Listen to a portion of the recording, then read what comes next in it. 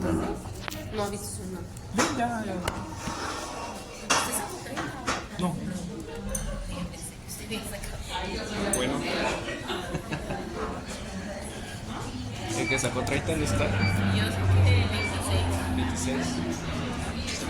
Es que me las dos preguntas que Bueno, preguntas que no leí.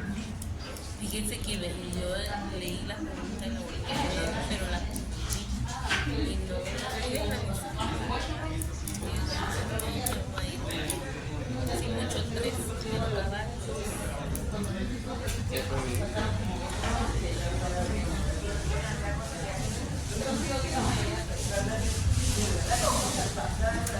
cuando murió lo que necesito es en el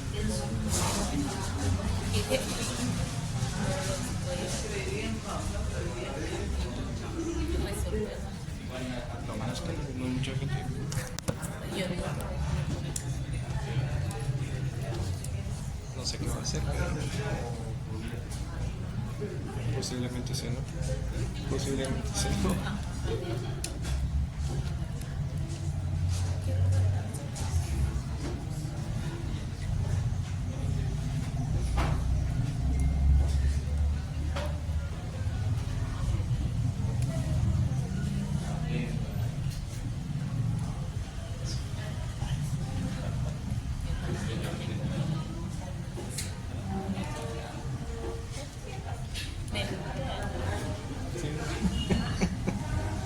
yo ya no voy a Se va a dormir. Muy buenas tardes y me alegra mucho que no estemos en el Congreso de la República porque no hay quórum, no estamos todos los que somos, pero somos todos los que estamos. Entonces vamos a iniciar con el curso del día de hoy. También recordándoles que cada periodo de clases lo debemos tomar como ese tiempo de alimento intelectual que debemos llevar siempre a nuestra mente. Decía Vargas Llosa en alguna ocasión, todos me dicen por qué no hago ejercicio físico y me aturde mucho con que debo hacer ejercicio físico y les digo, tienen razón, también ustedes deben hacer un poquito de ejercicio intelectual, lean, porque ciertamente las dos cosas son tan importantes, ¿verdad? Ustedes, la mente es producto del cuerpo y el cerebro, la mente es intangible, ¿verdad? La mente es intangible, es invisible, pero es lo que nos da el ser a los seres humanos. Sin embargo, la mente es precisamente el producto de la fusión entre cuerpo y cerebro. Un cerebro que en realidad no está funcionando bien también produce una mente que no está adecuada. Un cuerpo que no está bien, lógicamente también va a alterar el estado cerebral y por lo tanto el estado mental de la persona. Me refiero a esto porque sí debemos considerar estos aspectos todos los días, cómo estamos. El otro día yo escribía algo que yo no soy experto en el tema, pero sí llego a la conclusión que somos los seres humanos tan complicados que a veces estamos muy tristes y a veces estamos muy contentos. Adelante. Y que esto en realidad no solo depende de los motivos de afuera, ni de los de adentro, internamente de la mente de uno, no depende tanto de la mente o de los factores externos. Inclusive ustedes depende hasta de la alimentación que uno consume a diario. Es increíble, pero el alimento que usted consume a diario va a determinar su estado de ánimo. Es por eso que a veces uno resuelve con alegría y con tranquilidad algunas cosas que podrían parecer muy complicadas y de pronto se le quebró un vaso y se le armó y él se puso triste y ofuscado. ¿Y por qué a mí me pasan estas cosas? Y pasa medio día lamentándose porque se quebró un vaso que es tal vez un vaso de valor o material muy bajito, ¿verdad? Y perdimos un día en eso. Igual pasa con lo académico. A veces venimos a clases, pero estamos pensando en el problema que dejamos en casa o estamos pensando en lo que tenemos que resolver mañana. Eso lógicamente altera nuestro estado mental como para poder concentrarnos en la asignatura. Adelante, compañero. También muchas veces el desgaste en el trabajo.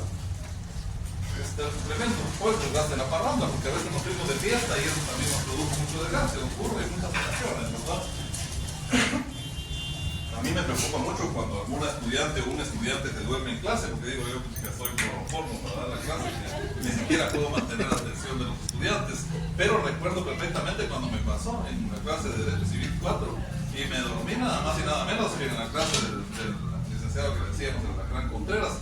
el licenciado Rubén Alberto Contreras Ortiz, él fue decano de la facultad, es un catedrático de Derecho Civil 4, y en realidad mucho trabajo y mucha fiesta, y yo me aguanté y me quedé dormido ahí donde está Lady, estaba yo y cuando sentí estaba bien dormido, y después, adelante, después créanme que cuando reaccioné, me desperté no tanto porque me empezara la clase, sino por la vergüenza enorme, porque cuando me desperté justo vi que era la crack me estaba viendo, ¿no? Y era una eminencia, pues alguien que sí sabía dar su clase, que no dormía, pero uno cuando está muy desgastado no queda de otra. Entonces cuando a veces veo a alguien que se queda dormido, ya me pasó el otro día aquí en clase, no voy a decir quién, ahorita no está por cierto, pero sí se me quedó viendo, me dice la persona.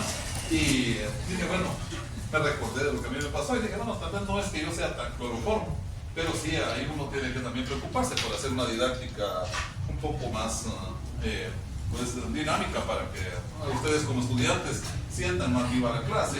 Y para eso, hoy quiero comentarles que me dio risa el día que hice el laboratorio de cuando entregaron el trabajo. Les digo, me dio risa, no que esté ridiculizando a alguien o algo, no, lo que me dio risa fue que cuando yo les decía a su oficina llega y se me ponían así la mayoría, yo no sé qué es lo que pasa, pero cuando yo usaba las palabras esas claves, a su oficina llega, no sé por qué, pero se me friqueaban los estudiantes. No se preocupen, a su oficina puede llegar cualquiera, pues si usted como notaria o como notario va a tener todo el derecho de decirle, mire, esos temas no los trabajo, por favor, búsquese otro notario, ya sabe que en tales y cuales cosas yo estoy a la orden. Yo lo hago con frecuencia, hay temas que a mí no me gusta trabajar, no me gusta algún tipo de temas. Hoy precisamente tuve una audiencia conciliatoria en el tema de determinar si el divorcio lo manejábamos en la vía voluntaria o se iba a juicio oral de divorcio, pero las personas al llegar a mi oficina me comentaron que no estaban definitivamente en disposición de irse por la vía voluntaria. Les dije, bueno, pues entonces hasta aquí llego, yo no voy a llevar el juicio oral porque ahorita tengo la agenda demasiado llena y no hay ningún problema, no pasa nada, licenciados. Ustedes en el ejercicio profesional van a decidir si tomar o no tomar un caso, ¿verdad? Acá, pues en el examen, si yo les pongo, ahí sí quiero aclarar que si les pongo a su oficina, llega un cliente, no me van a decir, fíjate que yo no me gusta trabajar, eso entonces no lo voy a trabajar, porque ahí se los podría mal, se los podría mal, pero en la práctica ya ustedes van a decidir qué casos sí seguir y qué casos no, ¿verdad? Hay situaciones en las que uno como abogado muchas veces ve la situación y decide no entrar a conocer. Yo recuerdo cuando me llegó a hablar don señor X, un cliente al que yo le había trabajado notariado ya varias veces, y me dice, fíjese que necesito, pero ahora lo busco para un caso penal. ¿Está llevando casos penales? Sí, estoy llevando. Pues cuénteme, fíjese que hay unos policías que llegan a mi negocio y se posan ahí enfrente de mi negocio y llevan varios días. No, pero feliz usted porque se lo están cuidando.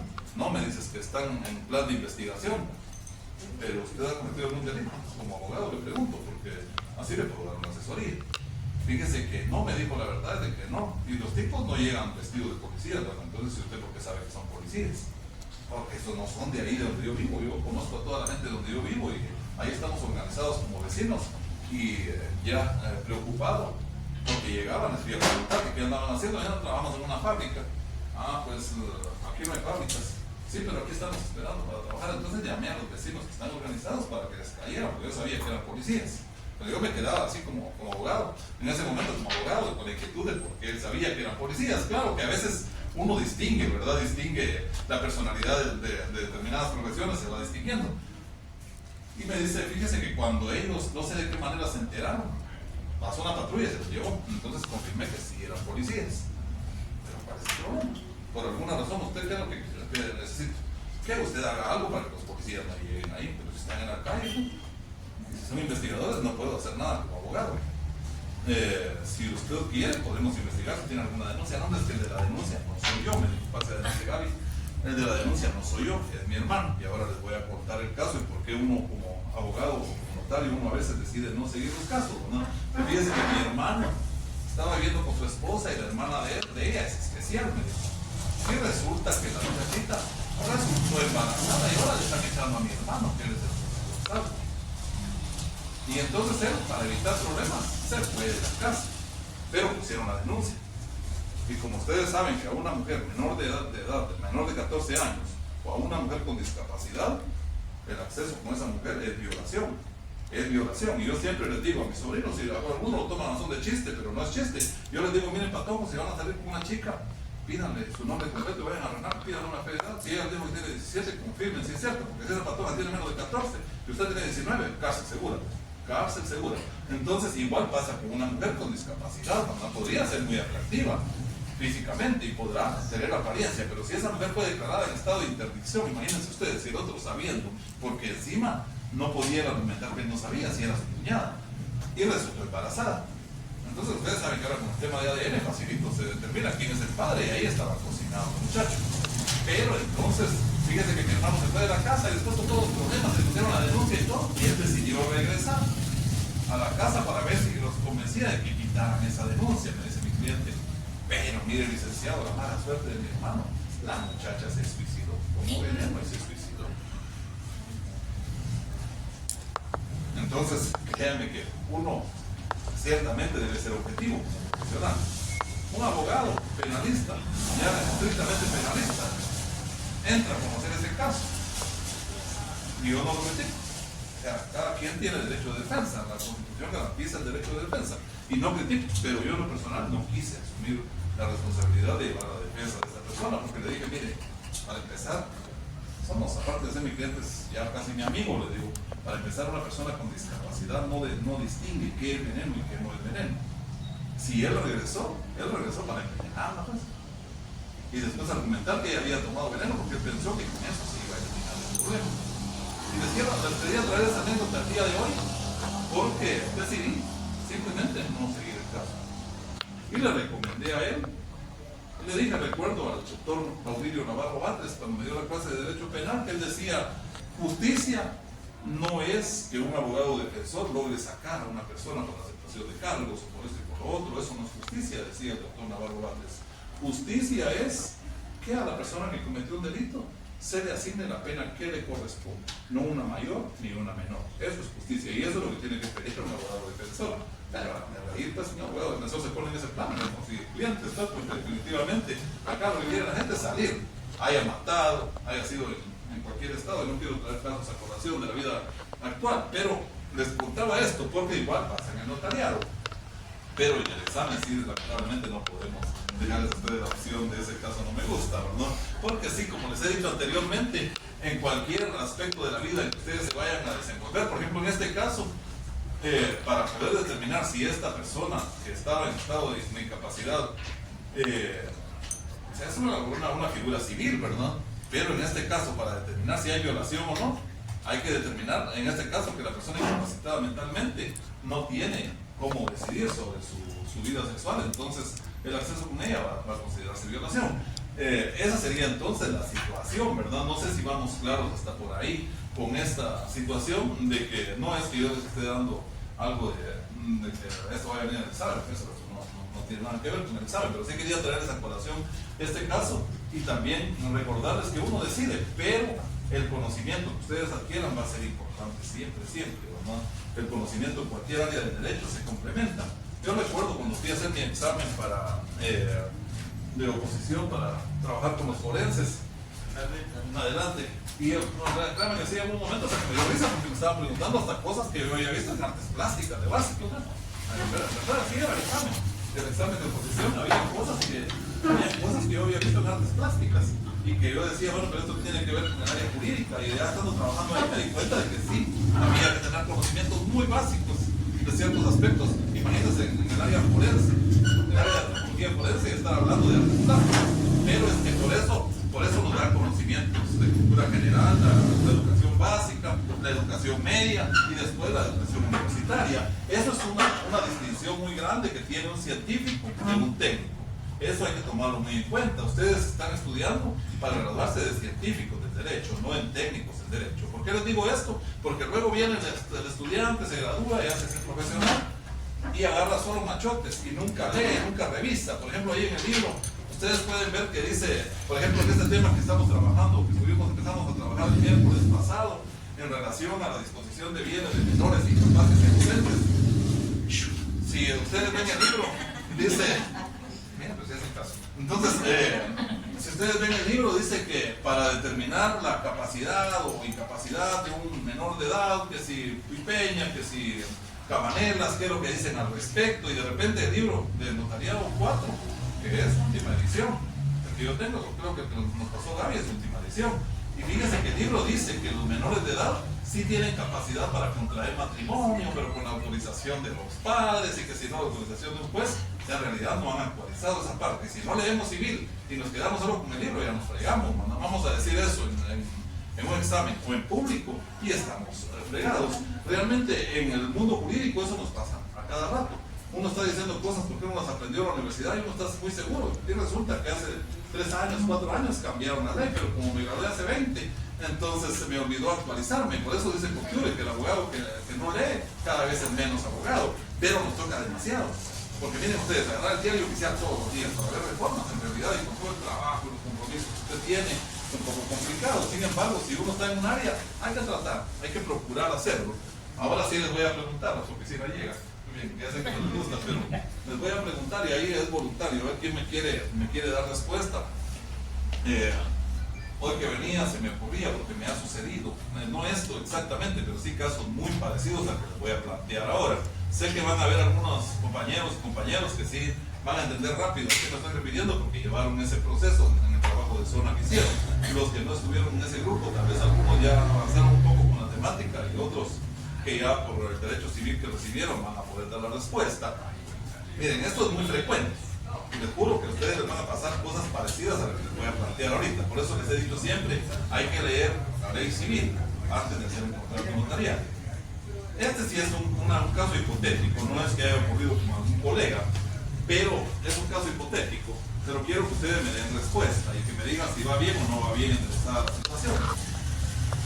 Y seguramente a ustedes ya les ha pasado que de repente ven a un familiar, a un excelente amigo, que anda con aquel orgullo que es muy propio del ser humano cuando le pasa algo muy bueno, ¿verdad?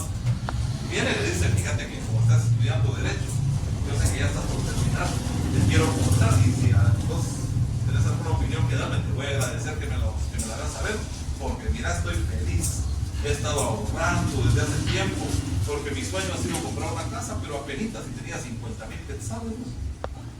Y mira, fui a la tienda a comprar, y ahí estaba una señora, la tienda que está aquí enfrente de la U, y ahí estaba una señora, y me dijo, mire la casa que está ahí color zapote, que está ahí como color, más o menos como color melón, perdón, que está ahí a la par cerca de la tienda, casi no tiene techo, y es una casa así medio que deteriorada, pero fíjese que yo la compré, le estaba diciendo al tiendero, y ahora la quiero vender.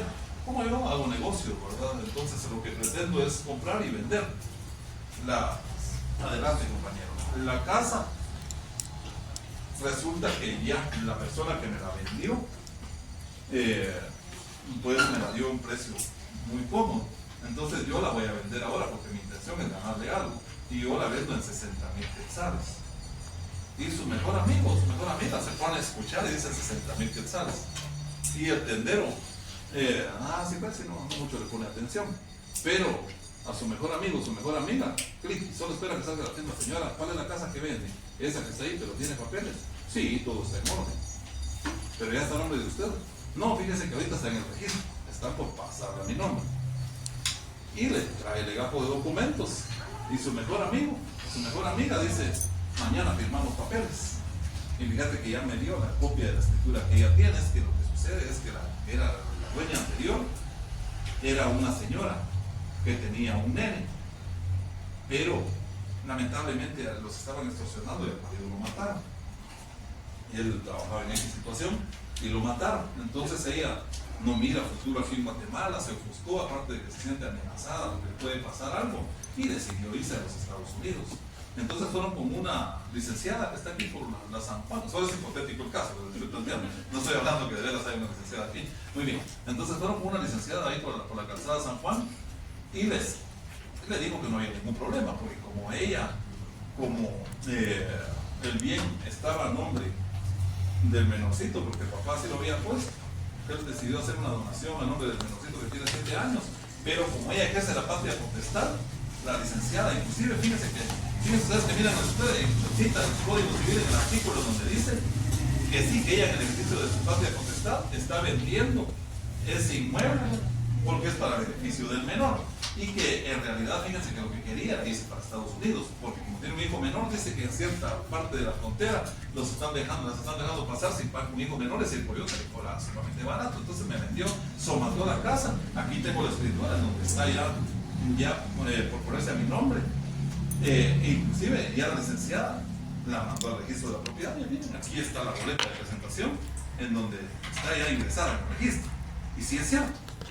Ustedes investigan y sí es cierto, la licenciada hizo la escritura en donde la madre vendió el bien del menor en el ejercicio de la patria potestad de ese menorcito. La licenciada vino, hizo la escritura basándose, inclusive transcribió parte del artículo del Código Civil donde dice que los padres ejercen la patria potestad y que ellos representan a los menores, y lleva esa escritura al registro de la propiedad. Y hace 4 días la ingresaron. Usted se mete y hace la consulta electrónica para ver en qué estado se encuentra. Y ve usted que dice registrador auxiliar. Ya está el registrador auxiliar y mira, y mañana me firma esta señora.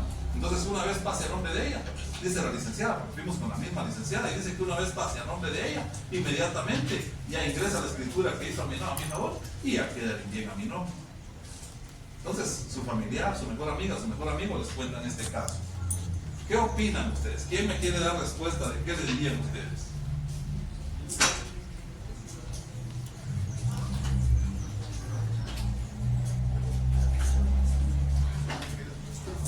Imagínense ustedes que este caso se los puse en el examen y que ustedes expliquen ampliamente qué respuesta le darían en base a sus conocimientos de Derecho Notarial 3.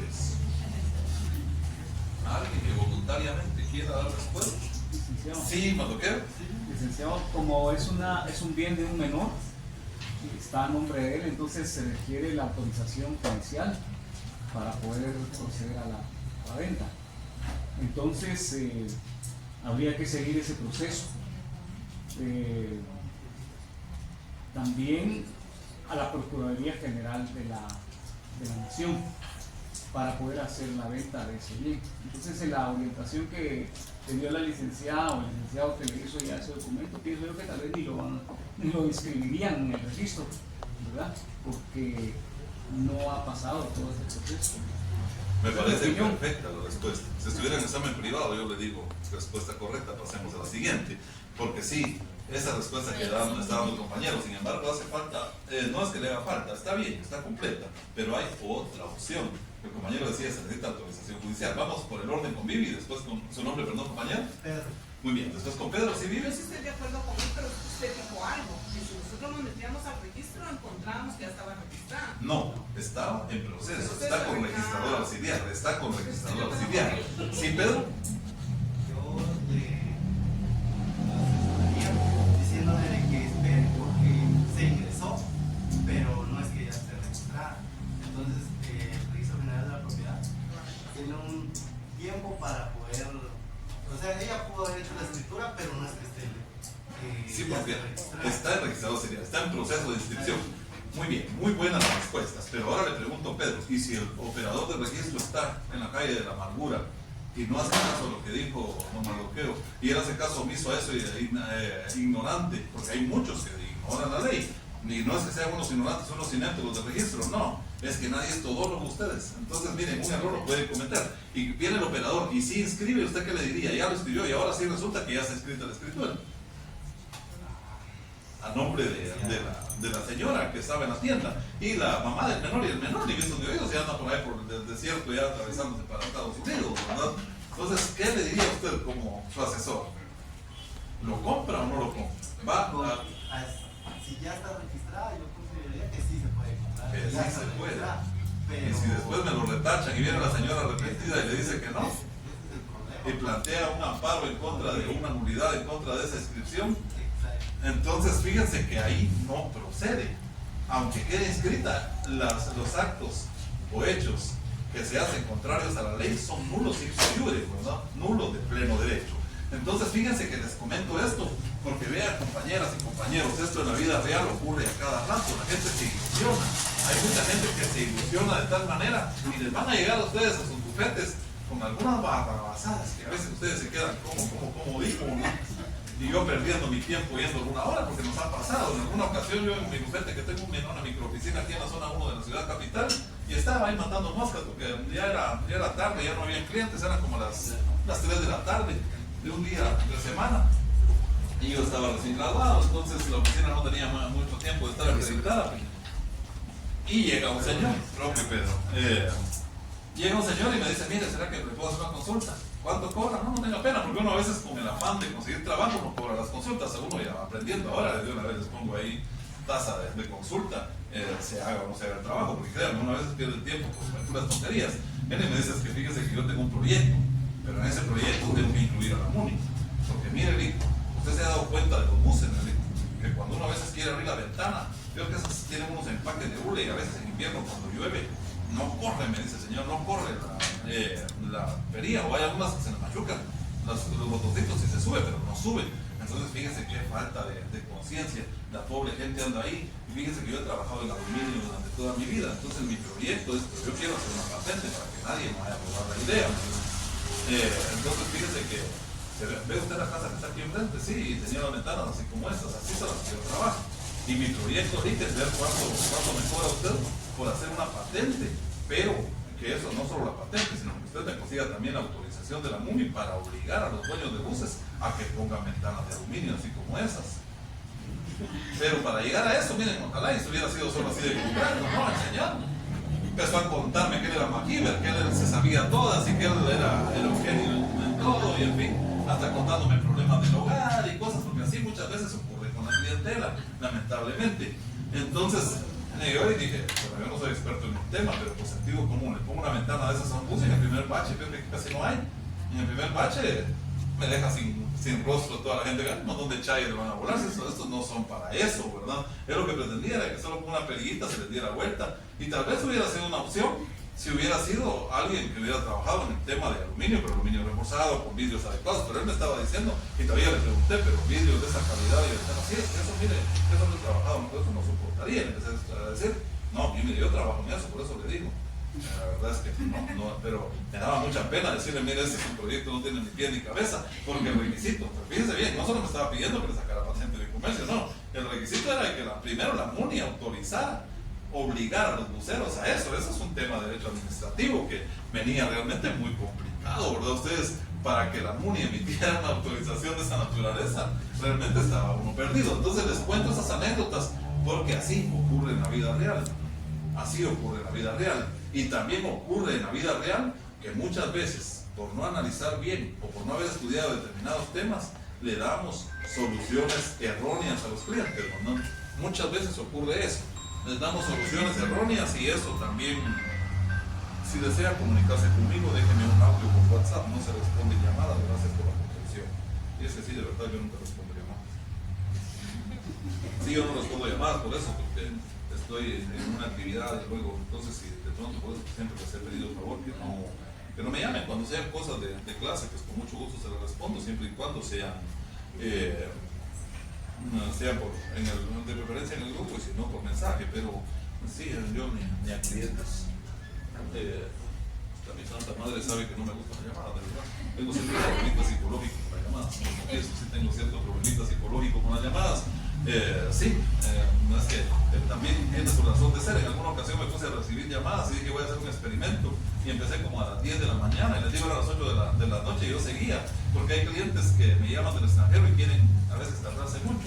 Entonces máximo si es por la noche quiere tardarse 2 horas hablando porque allá tienen muy poco que hacer en la noche, terminan su trabajo y van cansados y todo, entonces yo no puedo recibir llamadas. Muy bien, ahora entonces vamos a seguir hablando de la disposición y gravamen de bienes de menores incapaces y ausentes, que ese fue el tema que estuvimos trabajando en la guía virtual la semana pasada. También quiero reconocer que de verdad a mí me sorprendió positivamente ver la afluencia que hubo, porque ese día la conexión fue casi total, estaban prácticamente conectados todos los estudiantes y todas las estudiantes, y eso realmente fue muy agradable, pues, saber que sí estaban conectados. No sé hasta qué punto realmente estaban concentrados en la clase, pero sí hubo participación, sí hubo bastante, por lo menos más de la que hay hoy presencial, ¿verdad? Entonces es bien importante, pero sí recuerdo que trabajamos el tema de disposición y gravamen de bienes de menores incapaces y ausentes, ¿verdad? Ese fue el tema que trabajamos, pero según mi memoria llegamos hasta el acta de requerimiento. Entonces vamos a hablar ahora un poquito de la primera resolución. Vean, yo les decía cuando recibí el trabajo antenoche que no es nada raro, no les estoy prometiendo, pero no es nada raro que yo les pregunte en el examen ¿qué timbre notarial se pega en un acta notarial de requerimiento o cualquier acta notarial? Recuérdense que cuando hay testimonios, por ejemplo, cuando hay prueba testimonial que recibir, ¿en qué tipo de documento la recibimos? En acta notarial. Entonces, en procesos de jurisdicción voluntaria tenemos que tener mucho cuidado con eso. Yo los invito a que estudien su código de notariado en cuanto a los requisitos del acta notarial. Eso es importantísimo. También, quienes no vinieron, si no se enteran, ya no es culpa mía, porque cuando uno no viene a clase tiene que ponerse al día. Pero si ustedes tienen amistades o de pronto alguien en el grupo quiere ponerlo y hacer el favor a toda la gente, porque no lo voy a poner yo en el grupo, pero si alguien de ustedes es altruista y quiere ponerlo, para el segundo parcial necesitan traer su ley, la 54-77, tienen que traerla, su código de notariado, la mayoría de códigos de notariado traen incluida esa ley, tienen que traer su código procesal civil y mercantil. Sí, la de rectificación de área creo que no, porque a ese tema no vamos a llegar, pero sí tienen que traer entonces el código notarial que incluye el 54-77 y su código procesal civil y mercantil, porque vamos a tener en el examen, van a tener derecho vamos a hacerlo por dos partes. En una parte va a ser de resolver unos casitos y también elaborar algo ahí, puede ser un esquema, en algunas variantes va a venir a elaborar un esquema, de una vez se los anticipo, y en la otra va a ser elaborar posiblemente una primera resolución.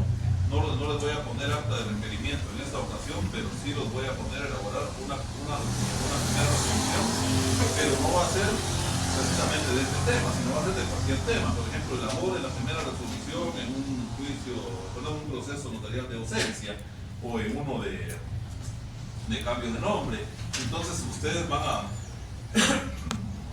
tener chance de tener la ley, porque esa es la ventaja. Sí les vamos a dejar en esa parte, como en la parte práctica, sí les voy a dejar opción a que tengan su código procesal civil. Perdón, ahí no, estoy equivocado. En los casos, sí, en esta primera resolución, voy precisamente por eso que lo voy a hacer en dos tantos, porque si no lo que hacen, muchos estudiantes son muy baratos, ahí meten la primera resolución incluida en su código, entonces ya son la copia, ¿verdad? Ahí meten todas ellas. Sí, yo he sido estudiante, sé que uno utiliza muchos métodos, ¿verdad? Entonces, para eso no va a ser permitido, para elaborar la primera resolución. Si ustedes se toman ahí la tarea, yo no les pido que la elaboren de memoria, ¿verdad? Les pido que la elaboren, pero con los requisitos de una primera resolución. ¿Y por qué una primera resolución en un acta de requerimiento? Es que si ustedes se ponen a ver, la primera resolución es prácticamente una guía, es el mapa que nos va a guiar después del acta de requerimiento en torno a todo lo que hay que hacer. En este caso, en disposición de bienes de menores. Vean ustedes la primera resolución. Primera resolución, no es necesario poner eso, pero si ustedes lo quieren poner, sí. Bufete profesional del notario fulano de tal, dirección y después la fecha. Entonces, recuerden, son tres elementos que van en las primeras líneas. Ahí la gente acostumbra a poner estas líneas para que nadie pueda venir y agregar algo más, ¿verdad? Entonces, luego de la ubicación, nombre del notario, o sea, está indicando que es el bufete del notario fulano de tal, su dirección y luego la dirección, la fecha, ¿verdad? Pero luego de la fecha empieza entonces los numerales. Numeral 1, con base en el acta notarial que antecede. Pero ¿cómo se llama esa acta notarial que antecede el proceso de jurisdicción voluntaria? ¿Cómo se llama esa acta notarial que antecede? Muy bien, felicitaciones. Adelante, más adelante. Entonces, el acta notarial que antecede es el acta de requerimiento. Entonces dice, con base en el acta se tienen por promovidas las diligencias voluntarias extrajudiciales de declaratoria de disposición de bienes de menores, iniciadas por la señora Rosaura Liz Molina, sin otro apellido, para que pueda enajenar los derechos de copropiedad del inmueble inscrito en el registro de la propiedad, bajo el número 13, folio tal, del departamento de Baja Verapaz, perteneciente a sus hijos menores, fulanos de tal. Acá se me había olvidado aclarar cuando don Mardoqueo dijo que para eso se necesita una autorización judicial, y yo les decía, sí estoy de acuerdo, y la pongo buena porque se puede hacer en autorización judicial, pero como aquí estamos en una clase que se llama ¿qué? Derecho Notarial 3, ¿y qué es lo que contiene? Dijimos, procesos de qué naturaleza? De jurisdicción voluntaria notarial. ¿Será que solo el juez puede autorizar la venta? ¿Quién puede hacerlo también? El notario. Entonces, recordemos que también, y en este caso, pues vamos a, como estamos en Derecho Notarial 3, vamos a estudiar cuál es la forma, porque en el libro también está el procedimiento que debe llevar el juez, pero específicamente como estamos en Notariado 3, nos interesa el procedimiento que ustedes como notario van a llevar. Entonces, como es notarial, se inicia con acta de requerimiento. Si fuera judicial, no. En este caso, entonces, pero les dije que lo que dijo don Mardoqueo está bien, porque como hay opción al trámite, ¿verdad? Ustedes, entonces él, basándose en eso, dijo, bueno, porque yo no les dije que tenían que hablarme de un proceso notarial, no podía ser cualquiera de los dos, y eso es bueno que lo recordemos. Por ejemplo, si alguien, ¿qué les digo? Su mejor amigo es un juez, y dice, no, pues aquí el juez es el que me conviene, porque él me va a hacer caminar más esto y me va a salir de gratis, en cambio como notario va a ser más complicado. Pero recordemos que los jueces no van a actuar de oficio, van a actuar a requerimiento de parte. Y en este caso entonces tendría que ser con abogado, ¿no? Si no contratan notario, van a contratar abogado. Entonces al final sí es mejor opción la vía notarial. Muy bien, entonces dice ahí en número 2, ¿qué es lo que procede en la resolución? Fíjense bien que no es tan complicado. Uno podría decir, pucha, ¿cómo se me va a quedar de memoria todo eso? Pero no es tan complicado, porque en todas las primeras resoluciones va a encontrar el bufete del notario. Ustedes recuérdense, bufete y ya. Bufete del notario, piensen en su nombre ahora. En el trabajo, algunos pusieron nombre de otros notarios. No tienen que poner nombre de otros notarios. E inclusive estaba viendo que alguien puso, en el examen extemporáneo fue, que me puso en el bufete de, no me recuerdo si fue, pero sí, no puso, o fue con una acta de requerimiento o algo así, que no puso ante mí Osvaldo Alexander García Pérez, notario, sino que en el acta de requerimiento me estaba poniendo ante mí Osvaldo Alexander García Pérez, técnico en criminalística, por ejemplo. Puede hacer un acta notarial un técnico en criminalística, no notario, eso lo recordemos. Entonces ustedes ahorita ya pónganse en el papel de notario, entonces aquí no van a incurrir en usurpación de calidad porque es para fines académicos, ¿no? Entonces en el acta sí ustedes pueden poner perfectamente que son notarios. Grábense esto en su mente: bufete de la notaria, su nombre completo, perdón. Ana Cristina Puchol. Muy bien, entonces, bufete de la notaria Ana Cristina Puchol. Ahí, ¿cómo? ¿Qué sigue? Su dirección, póngala de su casa, así no se les olvida. Entonces, en toda primera resolución, bufete del notario, usted. De la notaria, usted.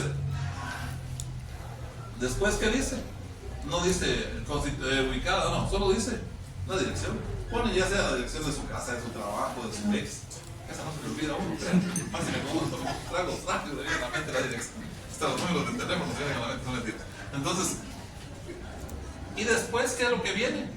Con base en el acta notarial que antecede, se tiene por promovidas las diligencias voluntarias extrajudiciales de... Muy bien, esto lo pueden usar ustedes también como muletilla, porque va a ir prácticamente casi todas, dependiendo de lo que ustedes vayan viendo en cada caso. De declaratoria de disposición de bienes de menores. ¿Por qué no pusieron aquí de menores, incapaces y ausentes? Porque ese es el proceso apropiado para todos los casos, pero en este caso específico no estamos hablando de incapaces ni de ausentes, estamos hablando de dos menores de edad. Si fuera un ausente, entonces sí pondríamos diligencias voluntarias sociales de declaratoria de bienes de ausentes o de incapaces. Muy bien, entonces, para que puedan enajenar los derechos de copropiedad del inmueble inscrito en el registro de propiedad bajo el número, ahí se pueden ustedes inventar, entonces derechos de copropiedad del inmueble inscrito en el registro de la propiedad bajo el número 1, folio 1 del libro 1 de Bajo Verapaz, perteneciente a sus hijos jurados de tal. ¿Qué es lo que dice el número 2? Agréguese al expediente los documentos presentados. Estamos siguiendo porque es una guía, ¿verdad? Y esto está en el libro, ahí pueden ver ustedes en la versión que mandó Gaby. La versión que mandó Gaby aparece en la página 197. Me gusta que también ustedes lo sepan porque así no hay necesidad de tomar nota ahorita, sino ahí está en la página que ya les indicaba. Es la página de la 197. 197, muy bien. Entonces ahora, después en el número 3, dice... Sí, agréguese al expediente, se señala agréguese al expediente los documentos presentados. En el número 3 se señala el 5 de abril del año en curso a las tales horas para recibir declaración testimonial de los señores fulano de tal. y fulano de tal. Diligencia que deberá llevarse a cabo en este bufete. Muy bien.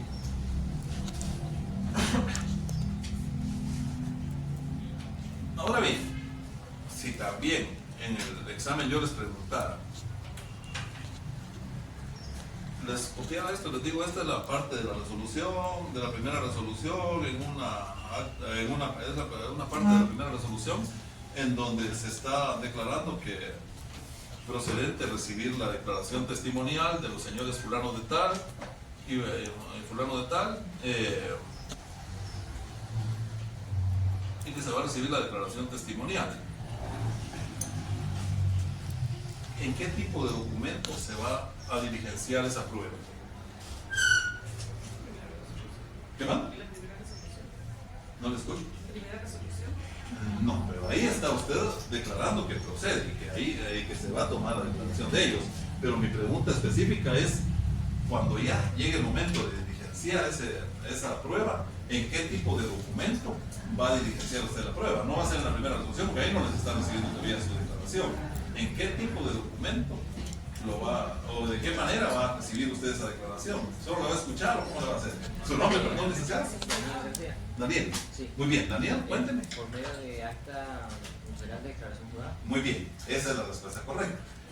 En primer lugar, es un acta notarial y luego de declaración jurada. Los testigos, entonces, esa prueba la vamos a diligenciar a través de acta notarial. Y el acta notarial lleva un timbre de 50 centavos en cada una de sus hojas, lleva timbre notarial de 10 quetzales al final y van firmadas todas sus hojas, ¿no? No es solo la parte final a que se firma, porque el 62 del Código de Notariado nos dice que tiene que ir firmada en cada una de sus hojas, recordemos eso.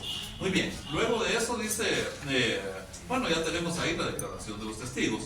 Luego 5, recábese información de la trabajadora social adscrita a uno de los juzgados de primera instancia de familia de Guatemala. Ahora les pregunto, en el esquema dice que se tiene que, y también en la ley dice que se le tiene que pedir colaboración al juez. Si yo les preguntara en el examen, ¿cuál es la función que tiene el juez cuando se trata de un proceso de jurisdicción voluntaria notarial? Y se lo pongo notarial en ingeniería, en mayúsculas, resaltado y subrayado y fluorescente para que no se pierda. Es un proceso notarial, no es judicial. Entonces, ¿cuál es la función del juez? Porque según vemos, sí hay que darle, reciba esa información, pero ¿cómo vamos a hacer para llegar a la trabajadora social? Vamos a hacer una solicitud al juez. Muy bien, pero ¿cuál va a ser la única función del juez en este caso, en la disposición de bienes de menores incapaces o ausentes? ¿Qué es lo que tiene que hacer el juez? ¿Autorizar la venta o no? Si es un proceso notarial, ¿para qué estamos jalando al juez en este caso? Para declarar la necesidad de actividad. No, pues eso lo va a hacer ustedes por otro final, porque por eso es notarial. Si lo llevara a judicial, entonces sí, y él declararía. Pero entonces, ¿para qué el juez? Si él no es el que declara, recuérdense que en el proceso de ausencia, sí es el juez el que declara ausencia. ¿Su nombre, licenciado? José. Para premiar al requerido. Será para premiar al requerido en el caso de... No, porque a premiar es castigar a una persona por no cumplir. Entonces, ¿cuál es la función del juez? Sí, Colaborar. ¿Qué más? Colaborar.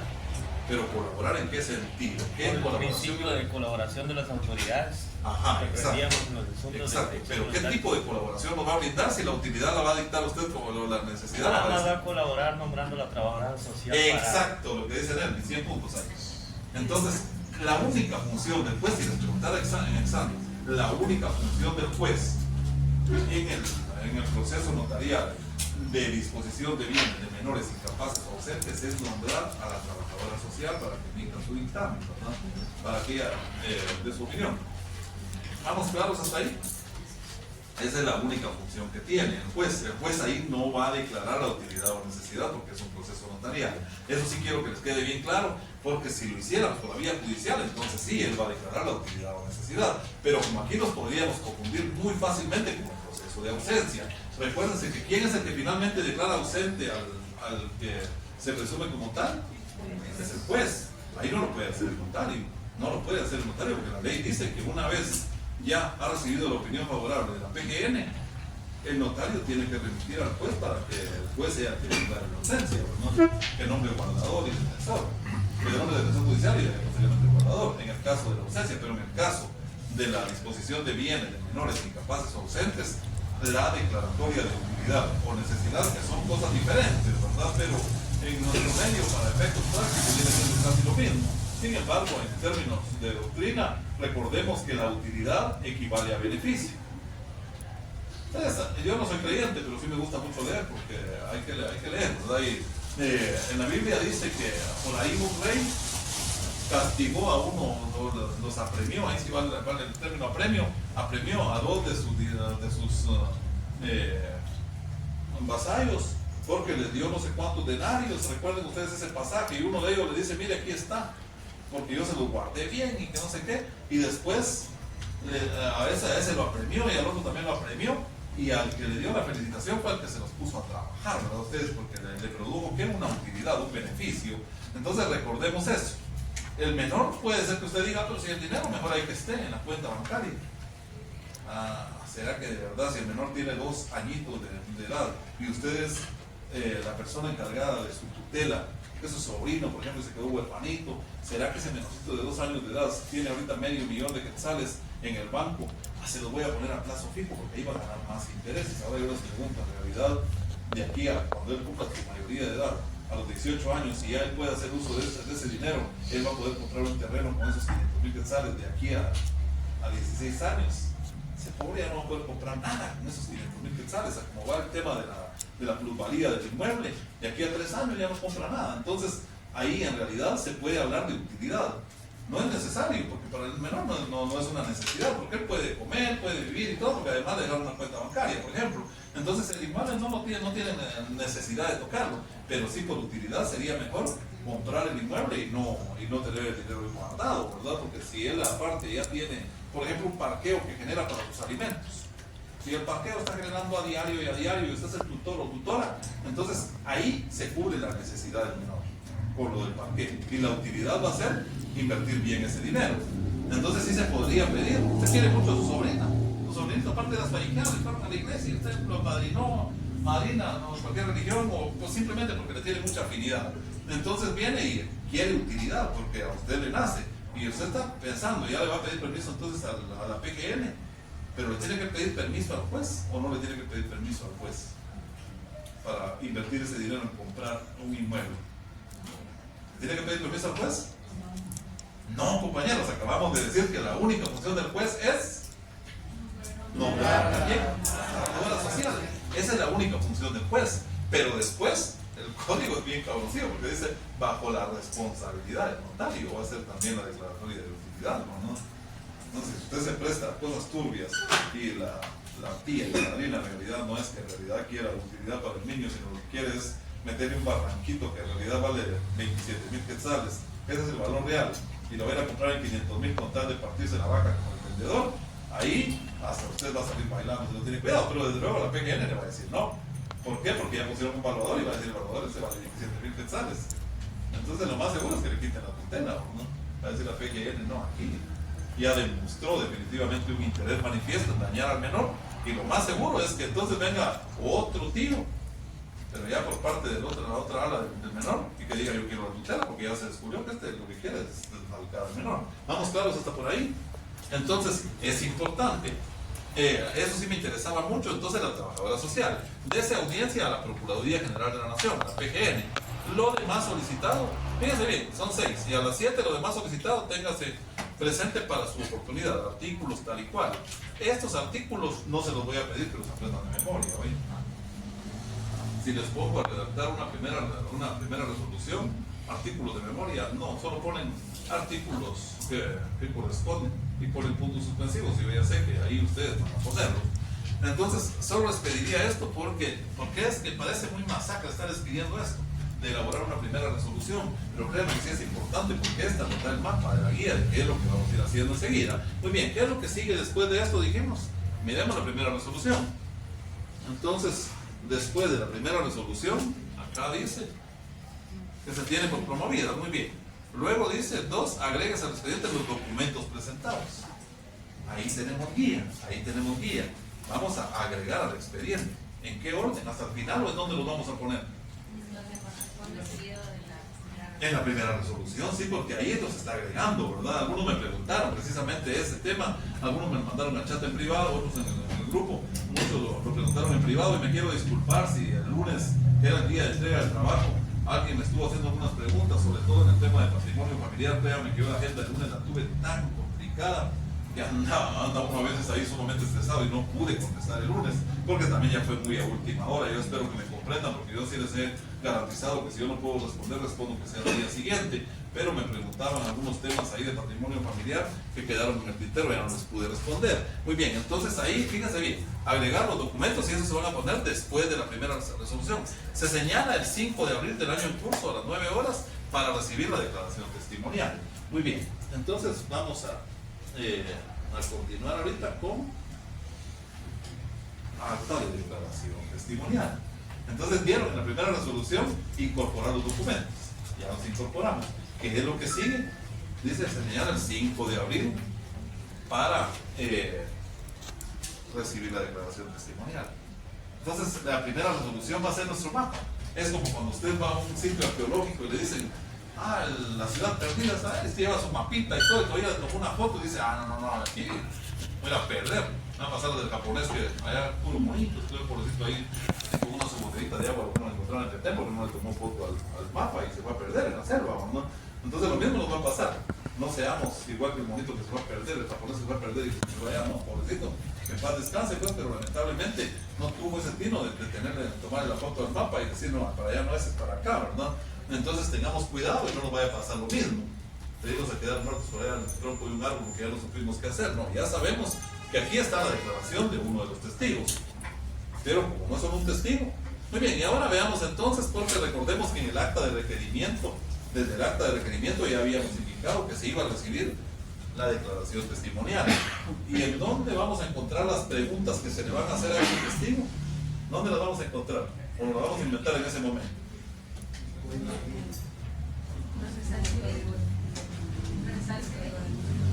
No están en el código, porque las preguntas son ad hoc a cada caso, ¿verdad? Entonces usted no puede venir y hacer una pregunta, o sea, la ley no puede plantear qué preguntas se van a hacer, porque eso es ad hoc a cada caso. Hay cosas que todavía no existen. Ahorita se me va a ocurrir algo, por ejemplo, en el acta de requerimiento. Exacto, en el acta de requerimiento vamos a recoger las preguntas, porque ahí en la clase pasada les explicaba yo que en el acta de requerimiento de una vez va todo el interrogatorio. Recuerden que el acta de requerimiento también es una guía. Y la primera resolución nos vamos a basar también bastante en el acta de requerimiento. Pero el acta de requerimiento nos va a servir de guía porque ahí vamos a indicar qué preguntas se le van a hacer a los testigos. Pero no en ese momento. En el acta de requerimiento no les estamos preguntando. Entonces, en la primera resolución lo que vamos a hacer es poner, bueno, ya están las preguntas que se van a hacer. En el acta de requerimiento ya dice, ahora la primera resolución, ¿qué es lo que vamos a indicar? ¿Cuándo se le van a hacer esas preguntas? Y llegar a la fecha, que va a ser el 5 de abril, así como lo habíamos dejado en el acta, en la primera resolución, llegado el 5 de abril, ¿en qué tipo de documento vamos a recibir esa declaración? En acta de declaración jurada, en acta notarial de declaración jurada. ¿Vamos claros hasta ahí? Vean, esto es sumamente enriquecedor. Y yo sé que tal vez ustedes dirán, pero qué complicado esto para que se me quede toda esta maraña de cosas. Está bien complicado. Educación es todo lo que nos queda cuando se nos olvida lo que vimos en la escuela. Créanme, y es cierto. ¿A qué se referían los socráticos cuando decían eso? Que de aquí a 20 años, cuando ustedes recuerden por ahí, cuando ustedes les llegue un caso de disposición de bienes de menores incapaces o ausentes, tal vez van a estar ustedes enteramente dedicados al derecho penal. Entonces el caso de la casita que estaba ahí al frente, el pobre profesional que hizo esa escritura, ¿va ustedes? Pobre profesional, porque puede ser acusado inclusive de estafa.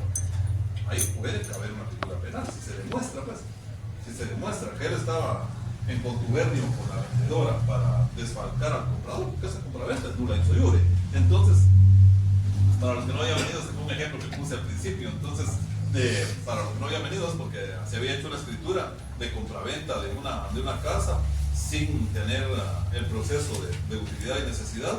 Vendieron solo así, la notaria o el notario se prestó a hacer la escritura por ignorancia o por desconocimiento o porque le estaban pagando caro, ¿verdad? Entonces vino, hizo una compraventa pero sin haber seguido el proceso, mandó la escritura al registro de la propiedad, que lo más lógico es que se la vayan a suspender. Le van a decir se suspende porque generalmente el registro cuando no rechazan, se suspende hasta que usted no no incluye las partes conducentes de esto, pero si no lo tiene, ¿cómo lo va a incorporar, no? Entonces ahí se va a quedar en un limbo y la persona afectada va a poder plantear la demanda. Se vaya al colegio de abogados, lo más seguro. Si usted como abogado le hablara para seguir un proceso en contra de esta colega, le dice, mire, licenciado, ¿y a usted le gusta litigar? Y dice, bueno, voy a agarrar el litigio de este caso, porque si la pobre persona se vio afectada en su patrimonio, el dinero lo dio y ahora ya, ¿qué puede pasar? Mire, y lo peor es que yo por no pagar cabal el JUSI y el IVA, acepté que me pusiera ahí la licenciada, me dijo que le íbamos a poner en 10,000 quetzales, porque eso estaba valorado en registros públicos, pero yo en efectivo le di 350,000. Pero se da parte de que ahí la ley de lavado de dinero dice que no puede cargar más de $10,000 en efectivo. Ahí para empezar ya empezamos a complicar las cosas, ¿no? Pero entonces en la notaria o el notario se va a ver afectado porque en algún momento lo pueden acusar inclusive. Muy bien, entonces, pero sí que quede bien claro que lo que queremos no es que a ustedes se les quede de memoria, pero sí en el futuro. Ahorita sí, para el efecto de examen, puede ser que sí les pidamos memorizar algunas cosas, pero ¿con qué objetivos que se hace esto? Digamos desde el punto de vista pedagógico docente. Es desde el punto de vista de que ustedes se les remarquen ciertos aspectos en el cerebro y queden ahí tatuados en relación a que hay que seguir un proceso y no es solo de vender, solo porque tengo la patria potestad o porque tengo la tutela o porque soy guardador judicial, ya puedo venir y disponer de un bien inmueble. No, inmueble no puedo, ¿verdad? Ah, que mire, usted me encanta el carro clásico que está ahí, como usted dice que es el guardador judicial, me lo nombraron defensor primero, pero después de una vez lo nombraron guardador, me vende el clásico, un Chevy que tiene ahí. Y como cuando eso ocurrió, casi ni poco le pusieron porque era una chatarra, aparentemente. Pero está en el inventario, ¿no? Está en el inventario. Usted viene, deme 3,000 quetzales, pues, y ya se le complicó la vida. Hace la escritura ahí de la venta del clásico y no hizo el proceso de utilidad y necesidad. Muy bien, pero ¿qué pasaría si el profesional de derecho estuviera coludido con la persona, estuviera en complicidad con la persona que quiere aprovecharse de los bienes del menor de edad, que tiene bajo su tutela? ¿En dónde creen ustedes que encontraría un freno ese profesional o esa profesional del derecho? Si en la PGN, porque la PGN va a nombrar un evaluador y la PGN va a encontrar, si la PGN también estuviera en complicidad, tendría que estar en complicidad también el evaluador. Pero ¿qué va a pasar si todos, supongamos en una escena de esas de película de gente malvada, todos están en contra del menor? Recordemos que cuando llegue a su mayoría de edad va a poder ejercer acciones, ¿no? Entonces todo esto hay que tomarlo en cuenta y créanme que uno como notario debe tener mucho cuidado, pero mucho cuidado, porque los clientes llegan y les piden que les haga los documentos ad hoc a sus gustos y sus necesidades, pero allá uno si hace cosas ilegales, ¿verdad? Actas de declaración jurada. Yo les pongo el ejemplo muchas veces, aquí estamos hablando de disposición de bienes de menores, incapaces y ausentes, que no se nos olvide que no se puede hacer una escritura, pues no se puede hacer una escritura si no se tiene previamente todo este proceso agotado. Si nos saltamos este paso ya estamos muy mal. Ya les ponía el ejemplo la vez pasada de que es el derecho público y el derecho privado, hasta qué punto tienen sus límites. Hay ramas del derecho público que no admiten decisión de las partes. Por ejemplo, ¿qué pasa si a su oficina como notario llega una persona y dice, mire, quiero que me haga una escritura en donde yo asumo una responsabilidad porque yo le pido favor a este muchacho de que me pegue un balazo en una pierna y yo le voy a quitar toda responsabilidad porque yo quiero, porque me conviene, porque tengo un seguro, por cualquier cosa, y a lo mejor dejarme la escritura? Usted viene y hace la escritura, y será que el otro cuando llegue al Ministerio Público y se lo quiera llevar porque encima se murió el otro que lo escribió en la femoral, y cuando llegue será que va a decir, no, pero esto es ante derecho privado y aquí hay escritura por notario público en donde me quité la responsabilidad, por eso hasta el notario junto con el cargo. Entonces igual pasa con el derecho laboral, no se vayan a confundir, el derecho laboral complicado. Yo tenía un amigo que él fue muchos años, él trabajó muchos años en contabilidad en un banco del sistema, en uno de los bancos famosos. Fue muy bien preparado, a nivel solo era perito contador, pero con una experiencia bárbara al respecto. Y en alguna ocasión tenía una finca y empezó a argumentarme que él no les pagaba ni aguinaldo, ni bono 14, ni mucho menos indemnización a sus trabajadores, pero que él tenía contratos notariales, aguanten eso. Él tenía, y sí me los enseñó, y tenían contratos notariales en donde ellos renunciaban expresamente a sus derechos antes indicados. Imagínense ustedes, estamos jugando. O sea, el notario que hizo eso estaba en la piel calle de la amargura, o sea, nunca recibió derecho laboral de plano. Por eso es que yo les digo, Si uno no tiene contaminación, ese es el problema. Dice, aquí no me gusta el derecho laboral, ni poco le pongo a eso. No, hombre. En alguna ocasión yo tuve una audiencia con un colega, llegó así de entrada, digo, yo fui magistrado de la Corte Suprema de Justicia, y que pensó, llegó una Homer y yo puso su Kia alto. Entonces, antes de que me bajé, vi que se bajó una Homer, le dije, aquí la cosa está un poco complicada. Llegamos a la salita de espera y empieza puro pavorear a contarme ahí adelante de mis clientes que él había sido magistrado. Era cierto, había sido una suplente, pero sí había sido magistrado de la Corte Suprema de Justicia. Pero cometió un grave error. El caso que llevábamos era por una medida de seguridad, que era porque mis clientes le habían puesto una medida de seguridad al cliente de él y la familia de él tenía mucho dinero. La familia del perjudicado por la medida de seguridad y contrataron al que cobraba más caro, porque la gente cree que el que cobra más caro es el mejor. Y como llegó en Homer, créanme que yo sí, en algún momento sí me sentía mucho como, no, porque es uno un magistrado y con solo que venga y que le diga a la juez aquí que él fue magistrado, ya como que eso opaca un poco, pero cometió un caso de error y me dice, mire usted, yo estoy en contra de las nuevas tendencias de eso de la equidad de género, mire qué es eso, que no sé qué, un tipo así muy retrógrado en ese tipo de temas, pero bueno, es su criterio. Mire, ahora se inventaron que ley de femicidio, que ley de violencia intrafamiliar y esas cosas, ni la leo, licenciado. Estoy en contra de eso y esas cosas, y ojalá sea cierto. Y fue, pero miren ustedes, va a pegar un somatón en el proceso tan sencillo que era es lo que quería oponerse a las medidas de seguridad. ¿Y sabe cuál fue su argumento de entrada? Que era totalmente ilegal la resolución que la juez había tomado porque había sentenciado al aplicarle medidas de seguridad sin antes haber sido citado, ido y vencido en juicio. Saca el artículo constitucional, el código, la declaración de derechos humanos y en fin. Y cuando ya me tocó humildemente, con pocas palabras, leí los artículos correspondientes en las leyes que el tipo no había leído y le solicité a la juez que conservara las medidas, dado que definitivamente los argumentos del colega no tenían ningún aplazamiento legal, y la juez inmediatamente resolvió que se mantenían las medidas porque él no llevaba otro argumento, pues no llevó pruebas de descargo ni nada, que era lo que procedía, ¿verdad? Entonces, en realidad, si uno no lee, si a uno no le gusta algo, de todos modos uno tiene que saber qué es lo que no le gusta, ¿verdad? Tal vez ahorita me estoy yendo mucho por las ramas, ustedes dirán, ¿y por qué no entramos a esto? Pero a mí me interesa mucho, porque esto ustedes lo van a ver en el libro, les voy a decir en qué página está, porque en el que nos mandó Gaby, que es el que yo les recomiendo, no es del todo obligatorio, pero hay de aquellos que después me digan, pero en el libro que yo tenía no decía esto y yo lo manejé de una manera diferente. Está bien, si lo maneja de una manera diferente, pero que maneje bien, ¿verdad? Porque, por ejemplo, en la identificación de terceros, muchos colegas, y si en la práctica, muchos colegas no toman la declaración de los testigos en el acta de notoriedad, como está en Meli Muñoz. No lo toman ahí, lo toman por aparte y está bien. Pero si usted, basándose en ese libro, no me incorpora las actas de notoriedad, las actas de declaración de testigos, no los ponen en el acta de notoriedad, pero tampoco, entonces no vale, pues, no se vale, porque entonces no cumplió con los requisitos que la ley establece, ¿verdad?, de la prueba testimonial. Muy bien, entonces, por acá tenemos, como les decía, la declaración de los testigos. Perdón, como es un acta notarial, estas actas no se hacen en protocolo, por favor, compañeros y compañeras.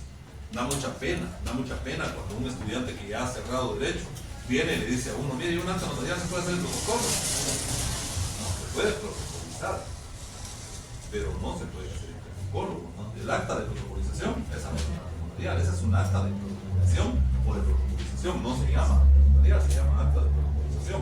Todas las actas notariales tradicionalmente se hacen en hojas de papel en blanco. Yo fui el ocurrente que les dije que era bueno que lo hicieran en papel español, pero les dije eso porque en la compu pues ustedes marcan 25 líneas y no se les va a pasar la compu. Cuando lleguen a la línea 25, inmediatamente, automáticamente va a pasar a la línea 1 de la siguiente. En cambio, si ustedes se ponían a hacer hojas de papel en blanco, tenían que estar contando línea por línea para que fueran las 25 que la técnica manda, ¿verdad? Entonces sí era conveniente, por eso fue que les dije que papel español, pero quiero aclarar que todos estos documentos, las actas notariales, resoluciones, edictos, todo eso se puede hacer en hojas de papel en blanco, no hay ningún problema, pero recordemos que estas deben llevar ciertos márgenes. Fíjense ustedes que, por ejemplo, creí que alguien me iba a traer el trabajo con espiral, por ejemplo, eso no se puede hacer, porque en el Archivo General de Protocolos, yo cuando estaba recién graduado mandé una plica de un testamento y mandé la plica, pero yo así dije, voy a marcar la diferencia, voy a hacer un sobre bonito y todo. Hice mi sobre cuarto de carta, lo rotulé de la mejor manera, como tradicionalmente se hace, pero rechazamos en el Archivo General de Protocolos, porque los muebles que ellos tienen son aptos para sobre tamaño físico.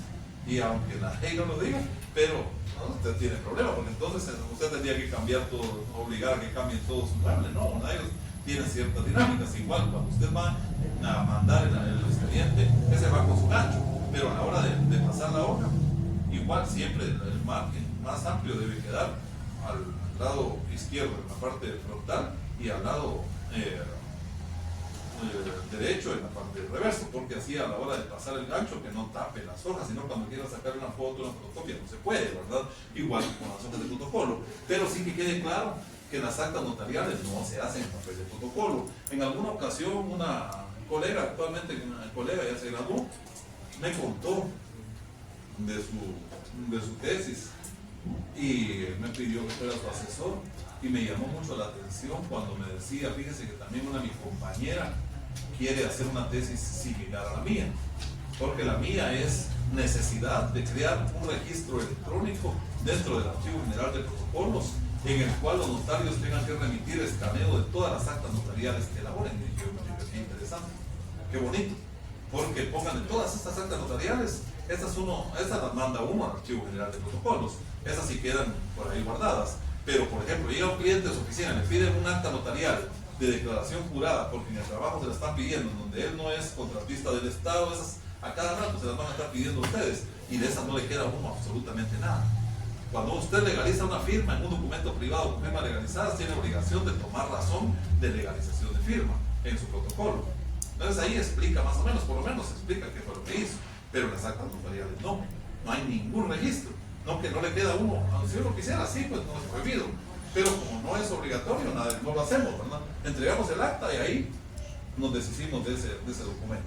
Entonces su tesis era interesante porque era necesidad de crear ese registro electrónico, pero viene entonces y me dice, fíjese, una de mi compañera quiere hacer uno igual que el mío, pero ella quiere que en vez de actas notariales sean escrituras públicas, que de todas las escrituras públicas el notario tenga la obligación de tomarle una foto, escanearla y también crear un registro electrónico.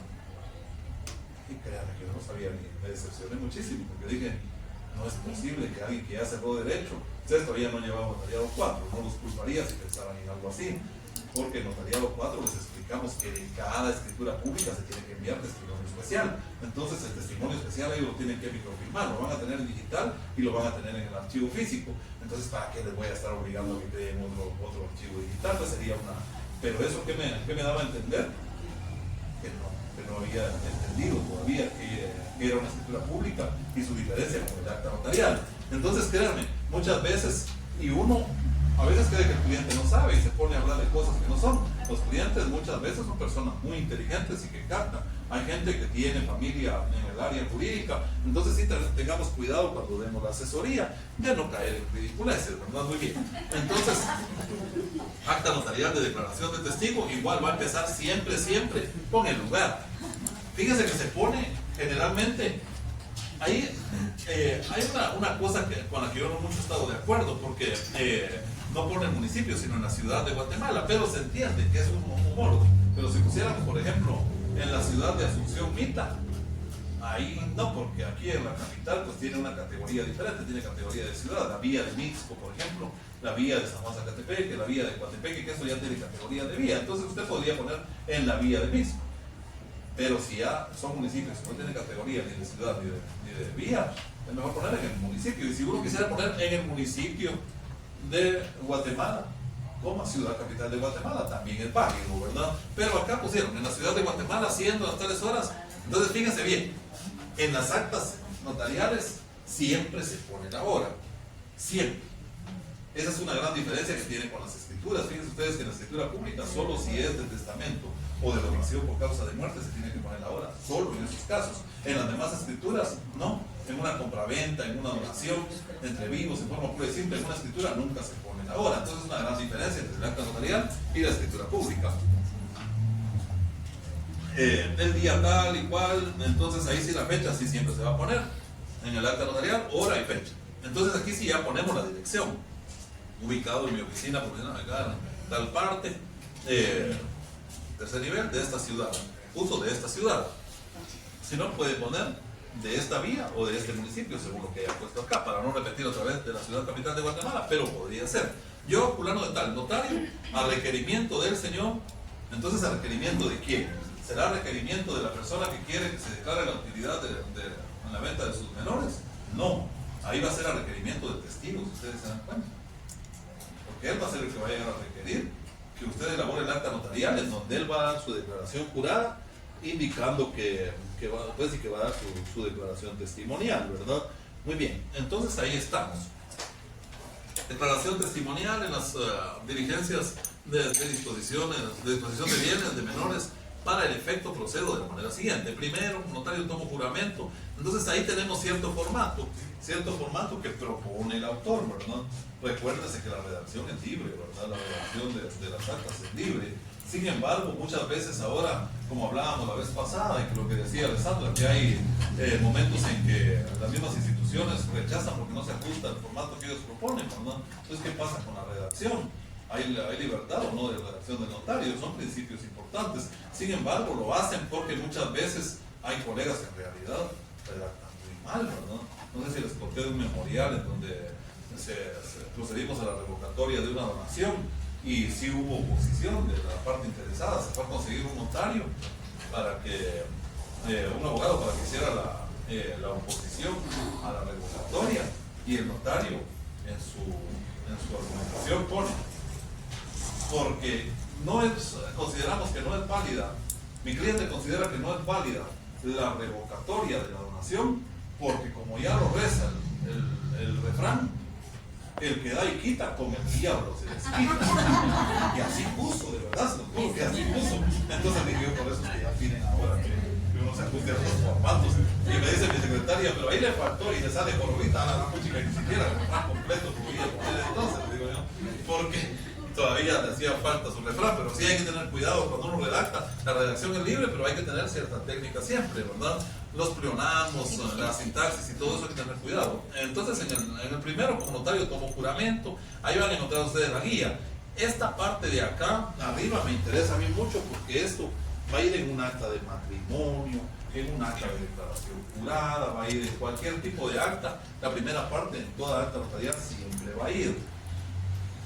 Otra observación que yo les quiero hacer: hay en la ley está la opción de que como notarios legalicemos firmas puestas en documentos privados, porque las partes nos están requiriendo esa legalización de firmas. Pero por ahí encontré el otro día un documento que hizo una colega y decía desde el principio, así como está aquí, algo como si fuera acta, la empezó a hacer, pero no le puso acta notarial, sino que literalmente dijo: en la ciudad de Guatemala, haciendo las tales horas del día, en mi oficina, fíjense bien, en mi oficina, yo, fulana de tal, notaria, hago constar que soy requerida por el señor fulano y por el señor fulano de tal para un documento privado con firmas legalizadas por notario. Y así puso: para que elabore el presente documento privado con firmas legalizadas por notario de acuerdo a las siguientes cláusulas.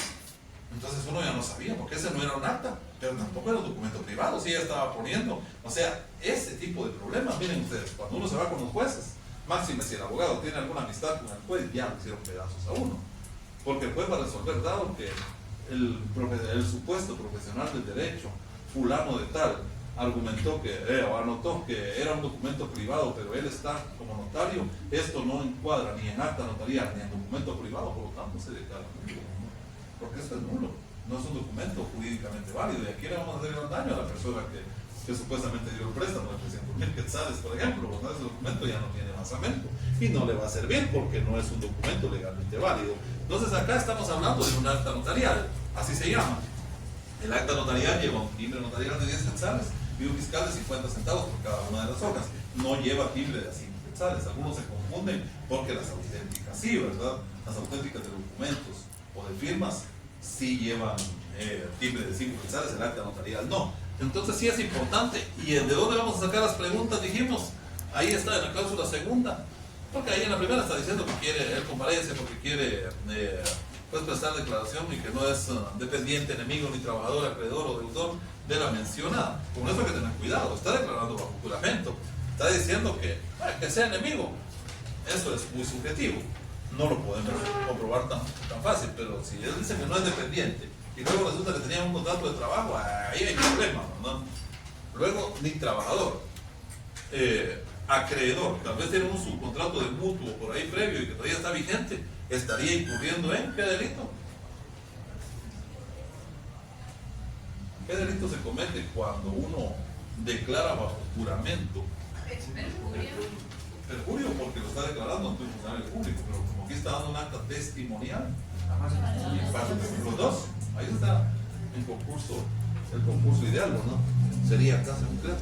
Entonces, estaríamos ahí. En la cláusula segunda se le hace el siguiente interrogatorio. Ya dijimos que de dónde iba a salir el interrogatorio, ya lo habíamos indicado. Entonces ahí van a encontrar ustedes la forma en que se va desarrollando todo el interrogatorio. Yo sí les pido por favor que lean esto, porque ahí está el interrogatorio de acuerdo a las preguntas que ya se había planteado en el acta de requerimiento. Después van a encontrar acta de declaración de testigo otra vez. ¿Pero por qué? Porque aquí ya no es el mismo testigo. Recordemos que eran dos testigos. Entonces, ya habiendo explicado la primera, les queda claro que la segunda sigue en el mismo orden, siguiendo con las preguntas que se van a hacer, pero no vengan ustedes a cometer el graso error que cometen la mayoría de que una gran cantidad de profesionales que toman la declaración de dos testigos y al igual como hacen los policías, manifiesta el testigo fulano de tal que él se percató porque desde el ángulo en que estaba pudo ver perfectamente el momento en que se ocurrió el accidente, y después toma la declaración de los testigos y dice que el testigo manifiesta que él le consta porque desde el ángulo en que estaba pudo ver perfectamente, o sea, las mismas palabras dijeron los dos testigos, ¿verdad? Sí, Gaby. ¿Siempre deben existir testigos? Sí. ¿Cuál es el mínimo? Por lo menos dos, dice la ley. Ajá, entonces sí, por eso es que se piden los dos testigos. ¿Y cuál fue la acta que dijo el licenciado Perdón que debían ir firmadas todas las hojas? Todas las actas notariales, toditas las actas notariales, siempre. Pero dependiendo, porque póngale, si solo es en una hoja, entonces no, porque esa se supone, como ya está firmada en el reverso, porque ahí terminó, ahí puso usted el ante, entonces ya no tiene que firmar en el anverso. La que va firmada en el reverso no tiene por qué firmar en el anverso, no es necesario, tampoco sería prohibido, pero es antitécnico, ¿verdad? Es antitécnico porque es una firma de más. Pero en las otras, en las anteriores, eso no me lo invento yo, lo dice el artículo 62 del Código Notariado, que tienen que ir firmadas todas las hojas de las actas notariales, que no se nos olvide, de cualquier acta notarial. Ahorita ustedes en mercantil están recibiendo la de protesto, ¿verdad? Recuerden eso, el acta de protesto es un acta notarial. Y entonces, si se hacen 3 hojas, van a hacer cada una de las hojas, las 2 primeras en el anverso, la parte de abajo y la parte de arriba. Y la última ya no, porque usted va a poner ante mí, entonces esa también va firmada. ¿Vamos claros? ¿Sí? Muy bien. Si vamos claros, acá nos vamos a quedar y nos tocaría todavía la solicitud al juez. Ahí se recuerda, pero aquí ya vamos a terminar con este temita porque solo faltan unos minutitos. Perdonen que les robe todavía lo del receso, pero acá lo que está haciendo es pidiéndole al juez que nombre a la trabajadora social, dijimos, ¿verdad? Por lo anteriormente expuesto, remito a ustedes. Al mismo tiempo, y fíjense bien lo que dice el párrafo este. Y ahí hay un principio del derecho notarial, de la colaboración de las autoridades, se recuerda, ¿verdad? Por lo anteriormente expuesto, remito a usted el expediente solicitando al mismo tiempo su colaboración en el nombramiento de una de las trabajadoras sociales adscritas a ese tribunal, a efecto de que se haga un estudio socioeconómico del caso. Esta colaboración la solicito con base en lo preceptuado en el artículo 3 de la Ley Reguladora de Tramitación Notarial de Asuntos de Jurisdicción Voluntaria. Recordemos que esa ley, en ese principio, es en donde nos habla de la colaboración con las autoridades, y era lo que decía el compañero, que yo le decía que no era exactamente esa, porque era para premiar, decía él, pero ¿qué pasaría si el juez pasa el tiempo y no nombra? Ahí estaría, si no nombra a la trabajadora social, entonces ahí podríamos pedirle a un juez de primera instancia que venga y lo premie, ¿no? Y el premio va a ser, ahí sí que ya el juez va a decidir que a premio le corresponde por haber desacatado la orden de la solicitud del notario, porque ahí el notario tiene fuerza de autoridad de ley. Muy bien, entonces, luego de este documento, ya viene acá la resolución de trámite, que es en donde usted incorpora ese estudio socioeconómico que hizo la trabajadora social, la resolución de trámite, y después para la próxima clase, el próximo lunes, vamos a dejar la resolución final. Vean, alguien me preguntaba el otro día si en el examen van a venir todos los temas que se hicieron en el trabajo. No, porque ya uno ya los vimos en la unidad anterior, el del intestado sobre todo, que ya habían visto la primera parte, y los que no hayamos abarcado en clase, no. Por ejemplo, si nos dijeran el lunes es el segundo parcial, que aquí son muy buenos para sorprenderlo a uno. Entonces ustedes ya saben que, sí, es que a mí sí muchas veces me sorprenden, a veces me agarran de sorpresa, que no esperaba que fuera a ser tan pronto. Muy bien, entonces, pero ustedes ya saben, entonces llegaríamos hasta dónde, desde la segunda parte del intestado hasta el documento en el caso del juicio de disposición de bienes de menores y ausentes, de menores incapaces y ausentes. ¿Quedamos claros hasta por ahí? Muy bien. Sí, compañero. Una duda, los timbres que llevan la resolución de trámite solo son los timbres notariales de examen, ¿verdad? Sí, fíjate que eso también, ahí me lo buscan.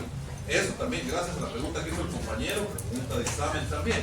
Porque les dije que tienen que traer sus leyes.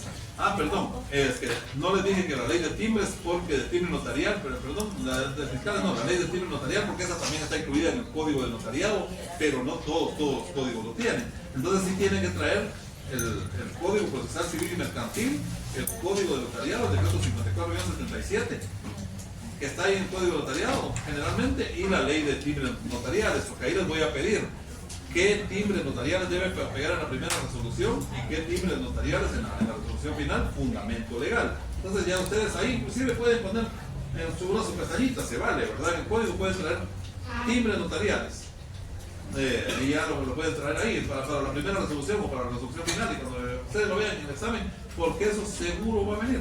Seguro va a venir en el examen. Esa es una perlita que ya les dejo ahorita de una vez, porque seguro va a venir. Entonces ustedes van a agarrar su código y ese es el regalo de la clase del día de hoy, saber qué pregunta de examen por lo menos ya tienen asegurada. Muy bien, si quedamos claros con eso, ¿sí, compañera?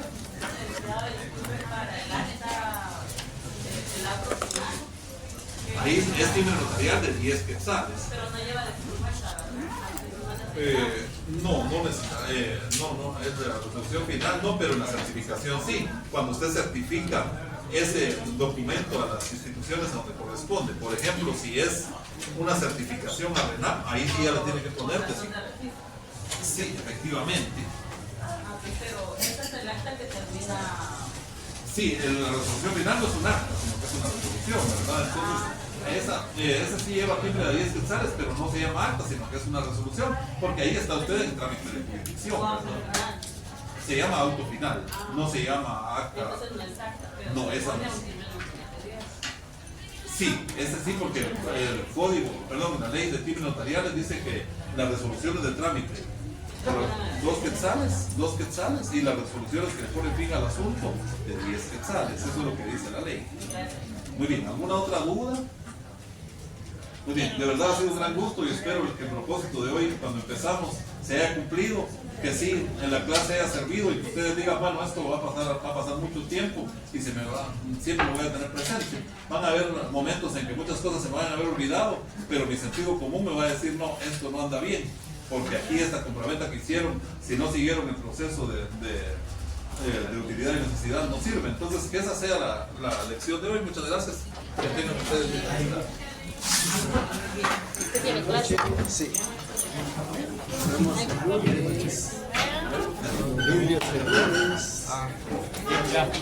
Igualmente, encantado de saludarles. Para timbres de que podía resolución, la resolución final. Timbres de que podían venir en el examen, timbre de la primera resolución y qué timbre para la resolución final. Sí, no, sobre los timbres que, ¿cómo se supone? Sobre los actos notariales, es un timbre de 50 centavos por cada hoja. ¿Qué es ciudadano? ¿Y cuál llevaba la resolución final? 2 timbres de un quetzal. No, la final lleva uno de 10. Sí, de 10. El trámite lleva de 2 quetzales. Eso dijo esto. Sí, pero igual voy a revisar, te digo. ¿Por qué logramos? Me mandaron.